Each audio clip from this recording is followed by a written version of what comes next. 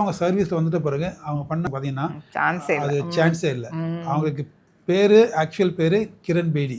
ஆனால் அவங்களுக்கு ஒரு நிக் நேம் இருக்கு, என்னன்னா கிரேன் பேடி. கிரேன் பேடின்னு ஏன் பேர் தெரியுமா?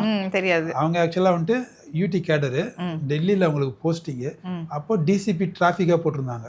கனாட் பிளேஸ் டெல்லியில் ரொம்ப ஃபேமஸான இடம் கனாட் பிளேஸ். அங்கே வந்துட்டு பிஎம் ஆஃபீஸோட அப்போ Indira Gandhi madam Indira Gandhi prime minister. PM ஆஃபீஸோட cars, அந்த ஆஃபீஸ் இருக்கிற காரு அதெல்லாம் ரெசிடென்ஸ் கார் தான் இப்போ வரும் இல்லையா? இப்போ எப்படி சொல்கிறது, இப்போ ஒரு சிஎம் இருக்கிறாங்கன்னா சிஎம் வீட்டில் இருக்கிறவங்க யாராவது ஒருத்தவங்க வெளியில் போய் காய் வாங்குவாங்க, வேறு ஏதாவது வேலைக்கு போவாங்க வருவாங்க, அதுக்குன்னு ஒரு 4-5 கார்லாம் இருக்கும். அந்த மாதிரி பிஎம் ஹவுஸோட காரு ஏதோ ஒரு வேலைக்காக கர்நாடக பிளேஸில் நின்றுட்டு ஏதோ பண்ண ஃபுல்லாக போயிருக்காங்க அந்த ஸ்டாஃபு. அது யாரும் ஆஃபீஸ்லாம் இல்லை, ஆனால் கார் வந்துட்டு PM office car, PM house car அப்படின்னு சொல்லணும். அவங்க வந்து பர்ச்சேஸ் பண்ண போயிருக்கிறாங்க அந்த ஸ்டாஃபு. இவங்க அதை வந்துட்டு unauthorised place, no parking area. இவங்க வந்துட்டு கிரெயினை வச்சு எடுன்ட்டாங்க. அப்போ அவங்க உடனே சொல்லியிருக்காங்க இது வந்துட்டு பிஎம் ஹவுஸோட வண்டி இது அப்படின்னு சொல்லிட்டு. மற்றவங்களா இருந்தால் உடனே விட்டுருப்பாங்க.